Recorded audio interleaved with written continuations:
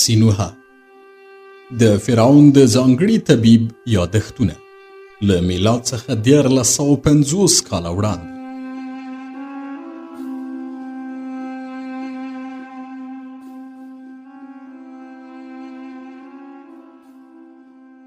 نهدیرشم څپرکی زما دردناک اسارت.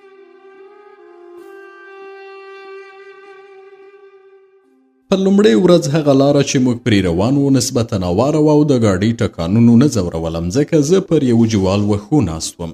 خو پر بله ورځ هواره لار پای ته ورسېده. موږ یوې داسې دښتې ته ننوتو چې لاره پکې نه وه او د ګاډیو ټکانونو سخت ځورولم. خو نیمه ورځ و چې د ډېرو سختو ټکانونو له امله مې دواړه پښې له ګاډۍ څخه جلا شوې. ښکته ولوېدم او مخ مې پر اغزو زخمي شو. د شپې مو چې کله د آسونو او د ځان د دمې لپاره استراحت وکړ، ژوژو زما په وینو ککړ مخ ووینځه او ویې ویل که په همدې صورت حرکت وکړو ممکنه ده پر څلورمه ورځ د ازیرو د عسکرو کمپ ته ورسیږو. پر درېیمه ورځ له داسې ټاټوبې تېر شو چې ډېره ناروا وه.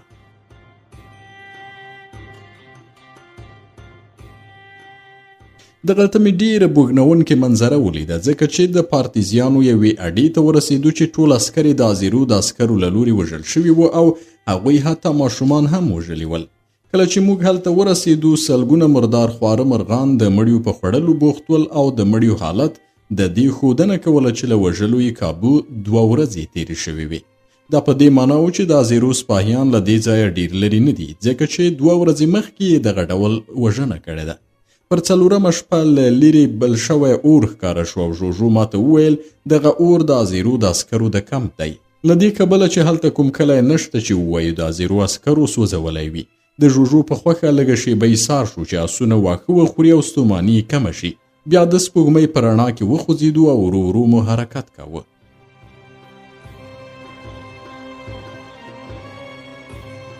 زه چې پر جوال ناستم د ګاډۍ د آرام حرکت له امله ویده شوم. یو وخت متوجه شوم چې ژوژو له خوبه پاڅولم. کله چې مې سترګې رڼې کړې لمر راختلی و او تر دې وړاندې چې له ژوژو وپوښتم چیرته یو، هغه زه زما د لوحو صندوق او سره و سپین له ګاډۍ کوز ګزار کړو که ګورم د بیدیا پر شګو پروت یم. د ژوژو ګاډۍ ماته شا کړې او د لویدیځ پر لور روان دي. په بیړه د تیښتې په حال کې له دې ځایه لرې کېږي.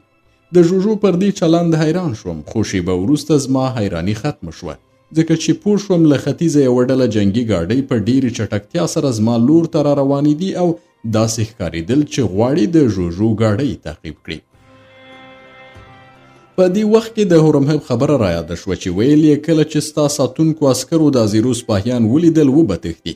کله چې ګاډۍ را نږدې شوې ما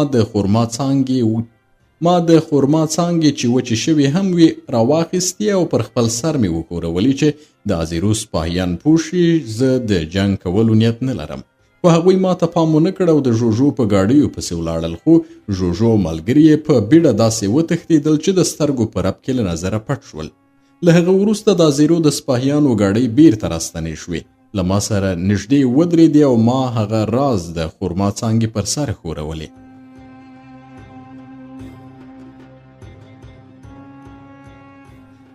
له ګاډیو څو تن عسکر پلي شول. ما ورته وویل چې نوم مې سینوها دی او په ابن الحمار مشهور یم، د فرعون استازی یم. زه راغلی یم چې ستاسې په پاچا وګورم او په دې صندوق کې ځینې لوحې شته چې ښیي زه د مصر د فرعون استازی یم. عسکرو ما او د فرعون لوحو ته پام ونه کړ. زه یې لوڅ کړم او هر څومره سره او سپین چې مې درلودل راڅخه یې واخیستل. بیا یې زه په یوه ګاډۍ پسې پر پړي وتړلم او روان شول. که د هغوی اډه نږدې نه وای نو زه به د چټکو ګاډیو تر شا هومره ډېر نه وای تللی. د یوه ترازو یعنې ګړۍ وخت په اندازه زه پر ځمکې کښېدم او که اډې ته ژر نه وای رسېدلی نو د صحراګانو به مې بدن ټوټه ټوټه کړی وای او مړ شوی به وم. د هغوی ستره اډه وه چې ډېرې جنګي ګاډۍ او هغه ګاډۍ چې غواګانو کښولې پکې ولاړې وې. زه چې په پړیو تړل شوی وم هلته له رسېدو سره بېهوښه شوم او تر لمر لاندې پر ځمکه ولوېدم. یو وخت چې راویښ شوم احساس مې وکړ چې څو تنه پر ما اوبه اچوي او بدن مې په نباتي غوړیو غوړوي او موښي.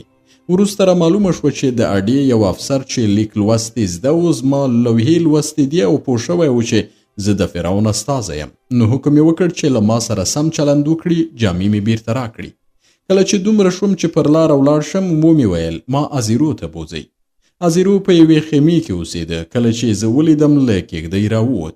د سرو زرو یو زنځیر په غاړه کې اچولی و. خپله ږیره یې د سپینو زرو د تارونو په یوه کڅوړه کې اچولې ده. ازیرو په کېږدۍ کې تر خپل څنګ کېنولم او ویې ویل: سینوهه، کله چې دې زما عسکر ولیدل ولې دې ځان معرفي نه کړه؟ ودې نه ویل چې د فرعون استازی یې؟ ولې دې د خرما د ونې څانګې ونه ښورولې چې زما عسکر پوه شوي وای ته جنګ نه غواړې؟ زما عسکر وایي کله چې تا هغوی ولیدل په چړې دې پر هغوی برید وکړ، غوښتل دې هغوی ووژني، ځکه نو زما سپاهیان د ځان د ساتلو لپاره مجبور شول تا وتړي. زما لاسونو لا هم درد کاوه ځکه په پړي تړل شوي ول او پر ځمکه د کېدا له امله پر بدن جوړو شویو ټپونو سخت درد کاوه. ازیرو ته مې وویل: ما ته ځیر شه، وګوره آیا زه داسې سړی یم چې وکړی شم ستا پر عسکرو، هغه هم په جنګي ګاډیو کې چې وسلې هم ورسره وي، حمله وکړم؟ هغوی درواغ وایي او د دې لپاره چې له خپلې ګناه منکر شي پر ما دغه تور لګوي. کله چې ما دوی ولیدل د خرما څانګه مې وښوروله او ځان مې معرفي کړ. د فرعون لوحې مې ور وښودلې، خو هغوی د خرما څانګه ماته کړه او پر لوحو یې ناړې تو کړې. هغه څه چې ما درلودل ټول یې راڅخه واخیستل، بیا یې زه په ګاډۍ پسې وتړلم. له همدې امله باید تا امر وکړې چې هغوی په متروکو ووهي چې له دې وروسته د فرعون د استازي درناوی وکړي. ازیرو وویل: سینوهه، ممکنه ده چې تا خوب لیدلی وي یا دا چې په لاره کې لوېدلی یې او لاسو پښې دې زخمي شوي وي. زه نه غواړم خپل عسکر د یو مصري لپاره په متروکو وهم او ستا دغه خبرې زما په غوږونو کې د مچانو د بنګیدا په شان دي. ومې ویل: ازیرو، تر پرونه ته د امرو پاچا وې، نن سبا د ټولې سوریې پاچا یې او پر پاچاهانو واکمني کوي، یا په بله وینا د پاچاهانو پاچا یې. نو ته باید تر هر چا زیات د نورو پاچاهانو درناوی وکړي او د نورو پاچاهانو د درناوي یوه اړتیا دا ده چې د هغوی له استازو سره سم چلند وکړي. د یو پاچا د استازي سپکاوی او رټل د هغه پاچا د سپکاوي په معنا دی. نو ضروري نه ده چې زه درته ووایم دلته چې ستا اډه ده، زه هیڅ قدرت نه لرم او ته کولی شې ما ووژنې، خو که دغه کار وکړې د فرعون سپکاوی به دې کړی وي. بله خبره دا ده چې که ته فرعون خوار او سپک کړې، ځان به دې سپک او خوار کړی وي، ځکه هغه پاچا چې نور پاچاهان سپکوي خپل سلطنت یې خوار کړی. ته چې غواړې پر ټولې سوریې حکومت وکړې باید په دې حقیقتونو پوه شې. کله چې زه په پړي د ګاډۍ تر شا وتړلم، زه مجبور وم چې له ګاډیو سره یو ځای منډه ووهم چې پر ځمکه کش نشم. یو سړی چې پر آس سپور او زما تر شا روان و، زه یې د نیزې پر څوکه په شا ووهلم او شا یې راسوری کړه. که ته نه غواړې خپلو عسکرو ته سزا ورکړې، دغه یو سړی په دې جرم چې زه یې زخمي کړی یم او ما ته یې په سپکه سترګه کتلې په متروکو ووهه. په دې هم پوه شه چې زه د فرعون له لوري تا ته ډېره لویه ډالۍ راوړم او هغه ډالۍ سوله ده، ځکه چې فرعون غواړي له تا سره سوله وکړي. ازیرو وویل: د فرعون سوله زما لپاره ارزښت نه لري. په داسې حال کې چې زه پوهېدم هغه په باطن کې د سولې وړاندیز ته ډېر خوشحاله شوی دی، ځکه دا خبره حتمي ده چې فرعون به ما مجبوره کاوه چې زما په وړاندې خپل مخ پر خاورو کیږدي او د سولې غوښتنه وکړي. خو دا چې وایي یو سړي ته په کوناټو وهلی او زخمي شوی، زه تا په حقه بولم. هغه باید ستا په شان د یو پاچا له استازي سره چې زما ملګری هم دی دغسې چلند نه وای کړی، او همدا اوس به یې زه په متروکو ووهم.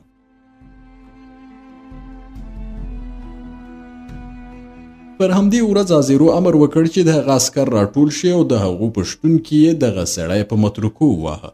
ما فکر وکړ چې د ازیرو نور عسکر به د خپل ملګري په سزا خواشیني کیږي، خو هغوی ساتیری کاوه او خندلې، ځکه چې نالوستي او جاهل عسکر د نړۍ په ګوټ ګوټ کې یو شان وي.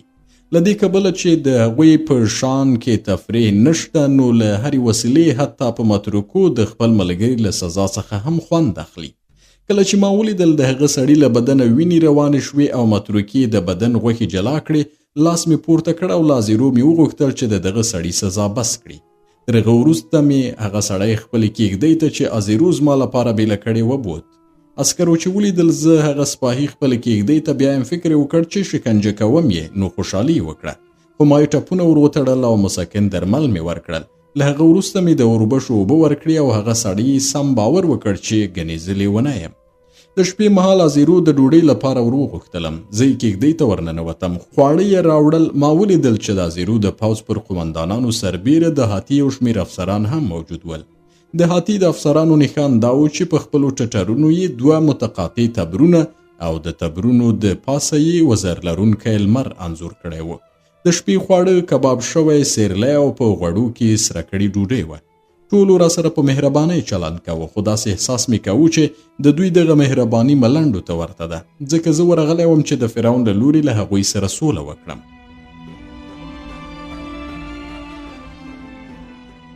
په داسې حال کې چې په خپله دوی د سولې غوښتونکي ول، او که فرعون څو میاشتې صبر کړی وای، ازیرو مجبورېده چې د سولې لپاره مخکې شي.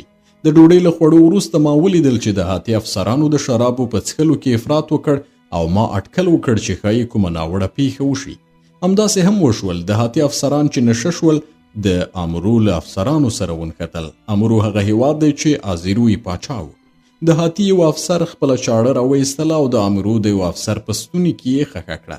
ما زخمی سړی معاینه کړ او پوه شوم چې علاج یې کیدای شي. د هغه ټپ مې وتاړه او په بستر کې مې څملاوه. خو دغه زخمی افسر نیمه شپه خپل نوکران او سپاهیان راغونډ کړل او ویل ولاړ شئ او د هاتي له دې افسره زما غچ واخلئ. هغوی هم لاړل او هغه افسر یې وواژه. پر بله ورځ چې ازیرو له دې پیښې خبر شو، زخمی سړی له پښو څخه سر په سړی په دار وځړاوه او تر هغې زړولی و چې مړ شو. ځکه چې له یوې خوا ازیرو د هاتي له افسرانو ډارېده او په دې سزا سره یې غوښتل هغوی راضي کړي، او له بلې خوا د هڅه کوله چې په خپل پوځ کې نظم ټینګ کړي. پر هغې شپه چې د هاتي یو افسر د امرو یو افسر ټپي کړ، په دې جنجال پسې او د افسرانو له تګه وروسته چې د ازیرو کېږدۍ خالي شوه، ازیرو خپل زوی ماته راوښود. زه پوهېدم چې دغه هلک زما د پخوانۍ وینځې له خېټې دی، هغه وینځه چې ما یې مخکې ذکر کړی و او ویلي مې و چې ما د امرو پاچا ته ډالۍ کړې وه. دغه ماشوم 7 کلن و، خو له پلار سره به جنګونو ته روان و. د ازیرو د زوی غومبرې سره او ویښتان یې د پلار د ږیرې په شان تور ګړګوتي ول. ما چې د هغه ټټر پوستکي ته وکتل، له ځان سره مې ویل چې دغه سپینه څیره یې له موره په میراث وړې ده. ازیرو چې خپل زوی ما ته راوښود ویل سینوهه، آیا تا تر اوسه داسې 7 کلن ماشوم لیدلی چې زما تر زوی غښتلی او ښکلی وي؟ زما زوی اوس د څو هیوادونو خاوند دی، له ما وروسته به د ټولې سوریې یا ښایي د نورو ډیرو هیوادونو پاچا وي. زه داسې کار کوم چې له ما وروسته څوک د هغه له پاچاهۍ سره مخالفت ونه کړي، ځکه چې په سوریې کې مې دننه ټول پاچاهان او د قبیلو مشران چې ممکنه ده په راتلونکي کې زما له زوی سره مخالفت وکړي له منځه وړي یا به یې له منځه یوسم. زما زوی لیک لوست کولی شي، توره هم چلولی شي. څو ورځې مخکې یو مري چې هغه ته یې بې احترامي کړې وه په خپلې تورې وواژه. زه هغه له ځان سره جنګ ته بیایم او په جګړو کې ګډون ته هڅوم او هغه وخت یې په جنګ کې شریکوم چې موږ ټولې سیمې نیولې وي، لوټ تالان او وراني مو پیل کړي وي چې څوک مقاومت ونه کړي او زما زوی ونه وژني. له هغه وروسته ازیرو زما د پخوانۍ وینځې په هکله چې ما ورته ډالۍ کړې وه او اوس د هغه ښځه د خبرې وکړې. د دې وینځې نوم کفتیو و. هغه وویل اوس په امرو کې ده او زه یې پر لرېوالې خفه یم، ځکه چې اړتیا لرم ورسره څملم او ساتیري ورسره وکړم. که څه هم زه د سوریې له هغو نجونو سره چې اسیرانې کېږي تفریح کوم، خو له کفتیو سره ساتیري بیل خوند لري. زه د هیڅ یوې ښځې له غېږې دومره خوند نه اخلم چې له کفتیو سره له څملستو یې اخلم. اوس نوره هم ښکله شوې او که یې وګورې وبه یې نه پېژنې. کله چې موږ په خبرو بوخت وو، د ښځو د چیغو آوازونه اورېدل کېدل او ازیرو وویل دا هغه ښځې دي چې د هاتي افسران یې ځوروي، ځکه هاتیان کله چې له اسیرو ښځو سره تفریح کوي له هغوی سره د عادي نارینه‌وو په شان چلند نه کوي، بلکې ښځې ځوروي او ژوبلوي. زه هم مخه نشم نیولی، ځکه چې لا هم هاتیانو ته اړتیا لرم، خو بل پلو ویره لرم چې زما افسران او عسکر د هاتي د افسرانو وحشیانه خویونه زده کوي. ما له دې فرصته استفاده وکړه او ومې ویل ازیرو، له هاتیانو سره ملګرتیا او اتحاد په راتلونکي کې ستا په تاوان دی. هاتي به هغه هیوادونه ستا له منګولو وباسي چې نیولي دي، نو غوره دا ده چې له هاتي تیر شي او د مصر له فرعون سره متحد شي. اوس هاتي په میتاني هیواد کې په جنگ بوخت دی او بابل هم خپل ځواک راغونډوي، ځکه پوهیږي له هاتي سره به جنگ پیلیږي. ته چې د هاتي ملګری او متحد یې له دې وروسته به له بابل غنم ترلاسه نه کړې او په راتلونکي کې به لوږه او کاختي د وږي لیوه په شان هغه هیوادونه وځپي چې تا نیولي دي. خو که له مصر سره متحد شي، هر څومره غنم چې وغواړي له فرعونه به یې ترلاسه کولی شي. ازیرو په جواب کې وویل هاتیان داسې خلک دي چې د دښمنانو لپاره خطرناک او د دوستانو لپاره ګټور دي، او که څوک ورسره ملګری وي تاوان به ونه کړي. اوس موږ او دوی ملګري یو، خو زموږ ترمنځ کوم تړون او معاهده نه ده شوې چې زه ونه کړای شم له نورو سره سوله وکړم او ورسره ملګری شم. د هاتي پاچا کله ناکله ماته ډالۍ هم راستوي، په تیره بیا هغه وسلې چې ماته یې راستوي ډېرې په زړه پورې دي، ځکه چې دغه وسلې له داسې وسپنې جوړې شوي دي چې له میس او برونزو ډیره کلکه او تیره ده.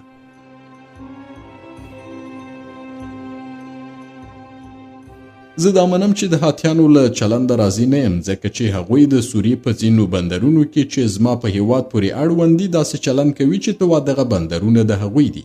ومې ویل آزیرو، هغوی چې اوس ستا دوستان دي دغه بندرونه خپل ګڼي، دا خو لا پرېږده چې یوه ورځ ستا دښمنان شي. آزیرو وویل پر کومې ورځ چې هغوی زما دښمنان شي زه به یې له خاورو سره خاورې کړم. ومې ویل آزیرو، ته پوهېږې چې ستا له لورې د هاتیانو ټکول او له منځه وړل که ناممکنه نه وي نو سخت کار خو دی، ځکه چې د هاتي اوسېدونکي له سوریې لرې په یوې لرې پرتې غرنۍ سیمه کې ژوند کوي.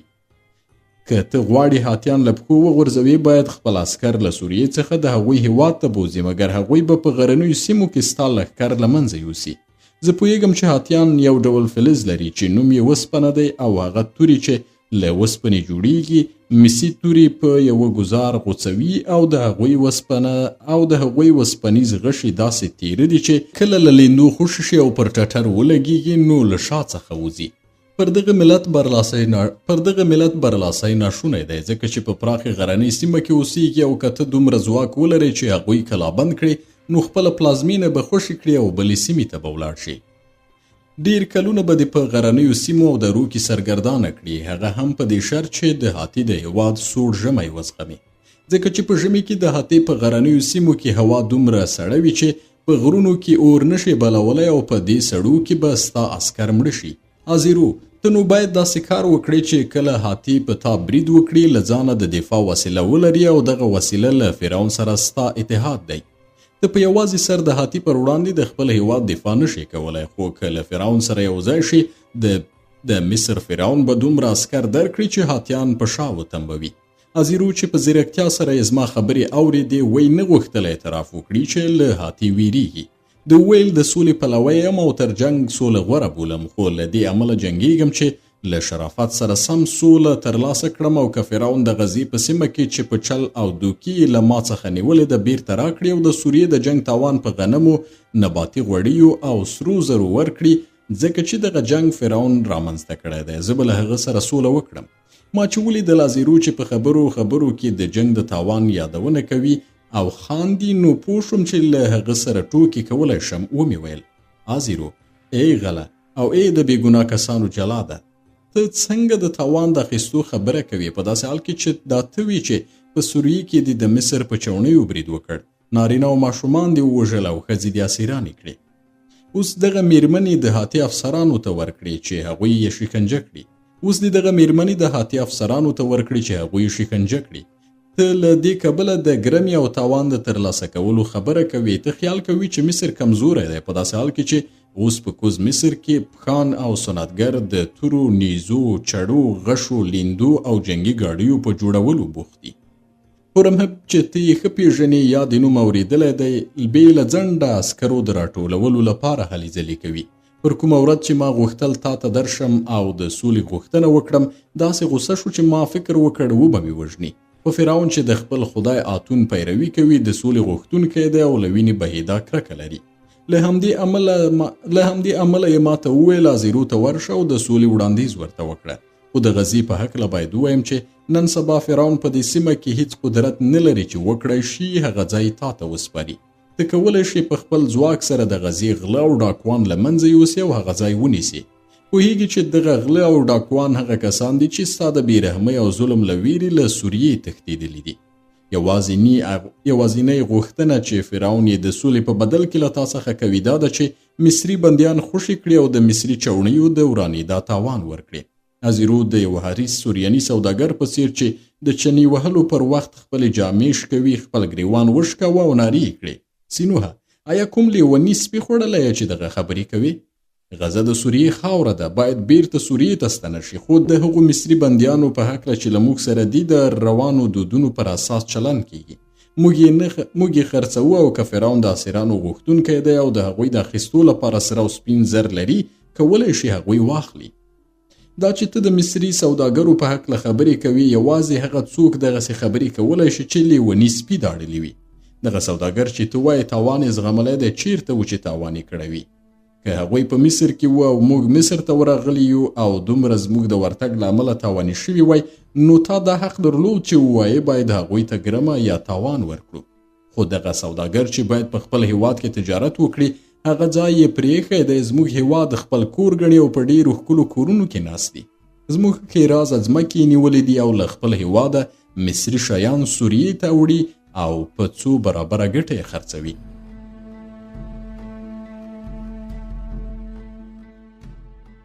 دوی ورځ په ورځ شتمن کیږي او د سوریې خلک نور هم بېوزله کیږي، ځکه خلک چې د کار په بدل کې هر څومره سره او سپین ګټي باید د مصري شیانو په بدل کې یې مصري سوداګرو ته ورکړي.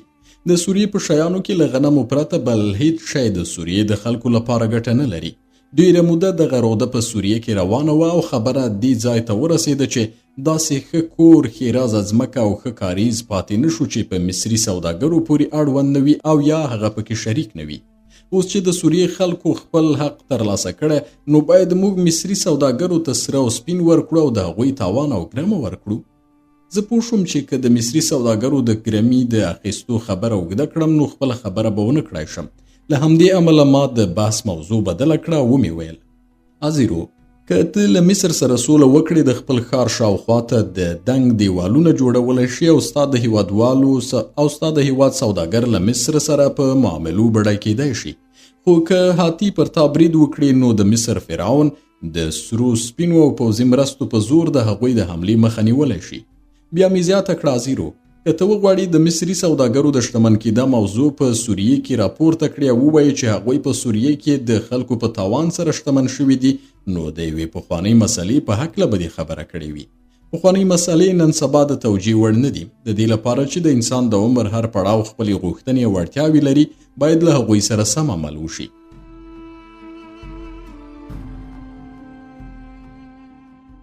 تیر وخت چې هر ډول تیر شو، باید د نن ورځې لپاره فیصله او اقدام وشي. زه باوري یم هغه سوله چې نن سبا یې فرعون تا ته وړاندیز کوي، نه یوازې ستا لپاره پکې شرافت او عزت شته، بلکې ستا په ګټه هم ده. ځکه چې فرعون له تا د هغه هیوادونو غوښتنه نه کوي چې تا په سوریې کې نیولې دي، بلکې په دغه سولې سره تا د هاتي پر وړاندې پیاوړی کوي. د دې شپې مذاکرات همدلته پای ته ورسېدل، خو له هغه وروسته څو ورځې او څو شپې ما له ازیرو سره د سولې په هکله خبرې وکړې او څو ځله هغه د سوریاني سوداګرو په شان کالي وشکول او نارې سوري وکړې. د به ویل فرعون غواړي چې ما وغولوي او زوی مې د سوریې له سلطنته محروم کړي. یو ځل په کاوړ کې د هغه له کېږدۍ څخه راووتم او داسې مې وښودله چې غواړم بیرته ستون شم. هغه ته مې پیغام واستوه چې یو روان تخت او یوه ډله عسکر زما د ساتنې لپاره راکړي چې زه مصر ته ستون شم. ازیرو بیرته خپلې کېږدۍ ته وروغوښتم. بیا مذاکره پیل شوه. زه پوه شوم چې څومره وخت تیر شي د فرعون په ګټه دی، ځکه هره ورځ چې تیرېده د ازیرو په اډه کې د هاتي افسرانو او د امرود افسرانو ترمنځ اختلافات زیاتېدل. د هاتي افسرانو د ازیرو د پوځ افسران د خپلو مریانو په بڼه ګڼل او ویل به یې که موږ نه وای تاسې سوریه نه شوه نیولی، نو ځکه باید سوریه زموږ په لاس کې وي، نه ستاسې. په سوریه کې هم د ازیرو او نورو پاچاهانو ترمنځ اختلافات پیل شوي ول. د سوریې نورو پاچاهانو له ازیرو سره د هغه د مقام او بخت له امله بخیلي کوله، نه یې غوښتل د هغه اطاعت وکړي. ازیرو ما ته وړاندیز وکړ له دې کبله چې د هغه او فرعون ترمنځ له غزې پرته بل کوم اختلاف نشته، نو د دې سیمې وضعیت دې په دې ډول وټاکل شي چې د غزې د ښار دیوال چې د غزې سیمه هم د دې ښار په نوم یادېږي وران شي. له هغه وروسته به ازیرو له لوري د غزې لپاره یو پاچا ټاکل کیږي، خو دغه پاچا به د هغه مشاور په خوښه چې فرعون یې ټاکي پر غزه حکومت کوي. مصري بیړۍ به د باج له ورکړې پرته غزې ته ځي او مصري سوداګر به هم په آزاد ډول تجارت کولی شي. زه پوه شوم چې له دې وړاندیزه د ازیرو هدف دا و چې په چل ول سره غزه د مصریانو له لاسه وباسي. کله چې د غزې دیوال وران شي، د غزې پوځي ارزښت هم له منځه ځي او نور به مصر ته له پوځي پلوه ارزښت ونه لري.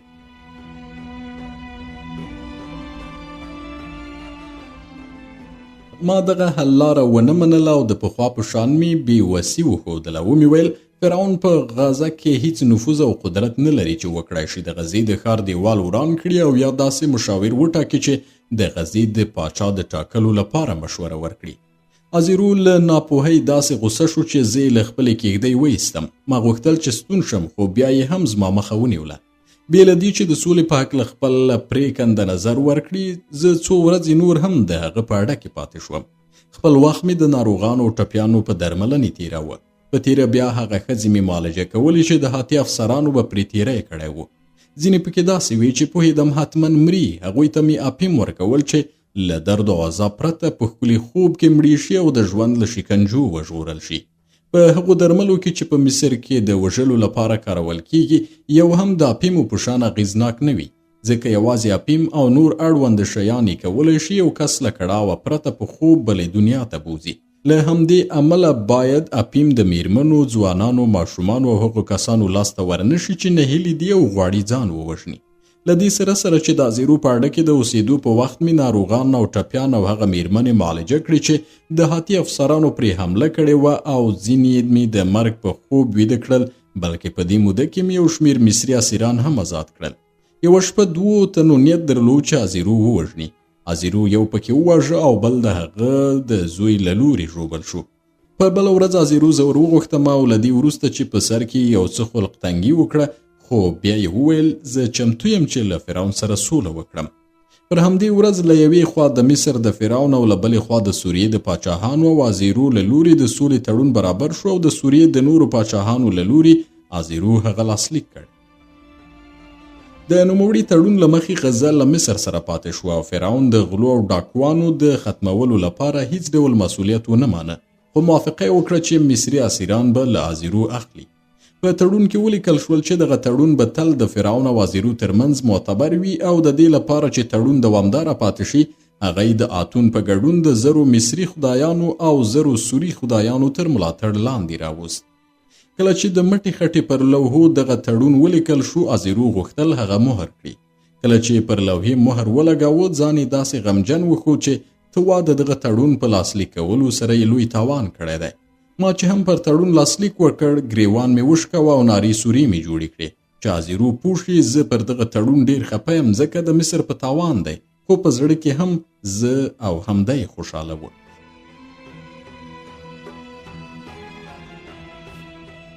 کله چې ما غوښتل مصر ته حرکت وکړم، ازیرو ډېرې ډالۍ راکړې. ما هم ورته وویل چې کله مصر ته ولاړ شم، په لومړنۍ مصري کښتۍ کې به چې له سولې وروسته د غزې پر لوري راځي، د هغه لور او زامنو ته ډالۍ راواستوم. د روانېدو پر وخت ازیرو په غېږ کې ونیولم او خپل کلک ملاتړی یې وبللم. ما هم د هغه زوی په غېږ کې ونیو او ښکل مې کړ، خو دواړه پوهېدو چې د سولې دغه په نامه تلپاتی تړون د هغې خټې په اندازه ارزښت نه لري چې تړون پرې لیکل شوی دی. ازیرو د هاتي له ویرې مجبور شو چې دغه تړون لاسلیک کړي او فرعون د خپل خدای آتون په ټینګار دغه موافقه وکړه. خو د تړون دوام په هاتي پورې اړوند و او که هاتي په راتلونکي کې د ازیرو لپاره خطر پیښ نه کړي، هغه به تړون مات کړي او د مصر پر خلاف به جنگ پیل کړي. پر هاتي سربیره د کورت د پاچا وضعیت هم پر جنگ باندې خپل اغیزه درلوده، ځکه که د کورت سمندري ځواک د مصر ملاتړ ونه کړي او مصري بیړۍ ونه کړی شي غزې ته غنم، سره او سپینه وسله یوسي، نو هغه کسان چې په غزه کې جنگیدل هغوی به تسلیم شي. ازیرو د تړون لاسلیک کولو وروسته ماته وویل خپل پوځ به رخصت کړي او ماته به یوه ډله عسکر راکړي چې غزې ته مې ورسوي. دغه راز ازیرو د دغې ډلې عسکرو د قمندان په لاس په غزه کې خپلو عسکرو ته لیک واستاوه چې د غزې محاصره پای ته ورسوي چې سوله شوې ده.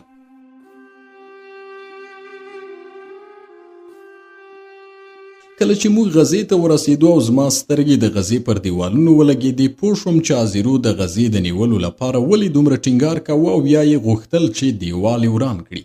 د غزې دیوال یو پیاوړی جنگي ډال یا کلا وه. له دې سره چې د ازیرو له لوري له ډېرې مودې راهیسې غزه کلابنده وه، خو محاصره شویو کسانو د سمندر له لارې خواړه ترلاسه کول او مقاومت یې کاوه.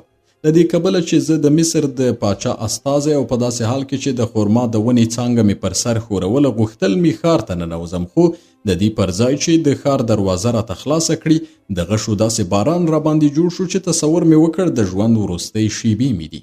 تر دې وړاندې چې د غزې کلا ته نږدې شو، د ازیرو عسکرو ستر ډالونه اخیستي ول، موږ یې لاندې پټ کړي وو، ګنې وژل مو حتمي وو.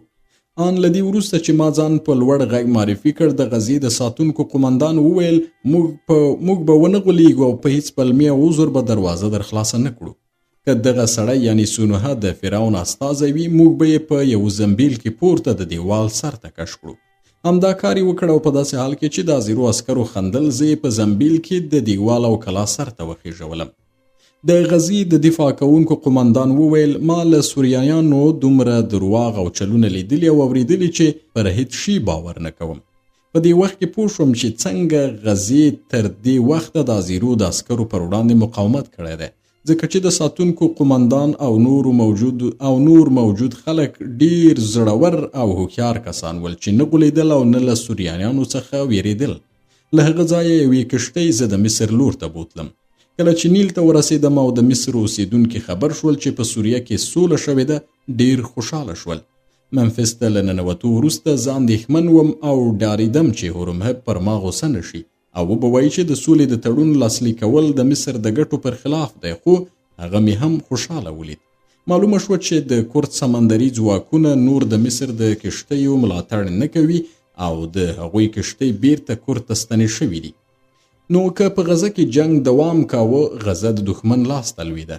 هورمهب هم نور نشو کولای چې د سمندر له لارې دې ښار ته خواړه او وسله ولېږدوي، ځکه چې د سوریې جنگي کښتیو د مصر هغه بیړۍ چې غزې ته یې خواړه او وسله لېږدوله ډوبولې. له همدې امله هورمهب پر دې خوشحاله و چې سوله وشوه او غزه له مصر سره پاتې شوه. سمدستي څو بیړۍ خواړه او عسکر د غزې د پوځ د پیاوړتیا لپاره واستول. د غزې پارتیزانان او چریکیان چې په صحرا کې ول هغوی یې هم مضبوط کړل. په هغو شپو ورځو کې چې زه په منفس کې وم د بابل د پاچا بورابوریاش له لوري یو استازی مصر ته راغی. ما په خپلې بیړۍ کې چې درباري بیړۍ وسپور کړه او یو ځای د فرعون دربار ته ولاړو. د دې کبله چې د بابل استازی یو بوډا او پوه سړی و په لاره کې ما د هغه له خبرو په تیره بیا د ستورو فالبینۍ او د راتلونکي پیښو له اټکلونو خوند اخیست. د بابل استازي ویل زه د هاتي له ډیره کړای شوي ځواکونو ډارېږم. فکر کوم چې هاتي به له دې وروسته نور هم پیاوړی شي، خو د هاتي قدرت هم یو حد لري، ځکه چې د بابل ستور پیژاندو اټکل کړی دی چې یوه پیړۍ وروسته به د هاتي قدرت په ځوړتیا شي. له لویدیځه به وحشي او سپین پوستې قبایل روان شي او د هاتي قدرت به له منځه یوسي. د بابل منجمینو نه دی ویلي چې په کومه نیټه به د لویدیځ ټاټوبی وحشي او سپین پوستې قبایل د هاتي د ختمولو لپاره وخوځېږي، خو د دې پیښې په پیښېدا کې شک نشته. زه په دې خبره حیران شوم ځکه چې پوهېدم په لویدیځ کې له سمندر او ټاپوګانو پرته بل څه نشته. په دې مې سر نه خلاصېده چې څنګه وحشي قبایل له هغه ځایه راځي او د هاتي قدرت له منځه وړي، خو په دې پوهېدم چې د بابل منجمین سم اټکل کوي، ځکه چې ما په خپله په بابل کې له هغوی داسې شیان کتلي وو چې زه یې حک پک کړی وم. بیا د بابل سفیر وویل هغه پیر او دور چې موږ پکې ژوند کوو پای ته رسېدلی دی. له دې وروسته به بل پیر پیلېږي او نوي پړاو کې د نن ورځې ځینې ملتونه له منځه ځي. هماغه ډول چې د میتانې ملت د هاتیانو په وسیله له منځه لاړه او هغه خدایان چې نن سبا واک چلوي هغوی به هم له منځه ولاړ شي او نور خدایان به یې ځای ونیسي. بیا یې له ما د اتون په هکله پوښتنه وکړه. ما وویل اتون هغه خدای دی چې د مصر فرعون ته څرګند شوی دی. هغه ته یې دنده سپارلې چې په مصر کې مساوات ټینګ کړي، د بېوزله او بډای توپیر له منځه یوسي او له جنګ سره پریکون وکړي. کله چې ما دغه خبرې کولې د بابل استازي خپله سپینه ږیره موښله او بیا یې وویل زه خیال کوم چې د دې خدای ظهور د دې پیر د پای ته رسېدا یو بل دلیل دی، ځکه چې تر اوسه پورې هیڅ چا دغسې عجیبه او خطرناکه عقیده نه ده درلودلې. د دې عقیدې پیدا کېدل د دې پیر د ختمېدا لپاره کفایت کوي.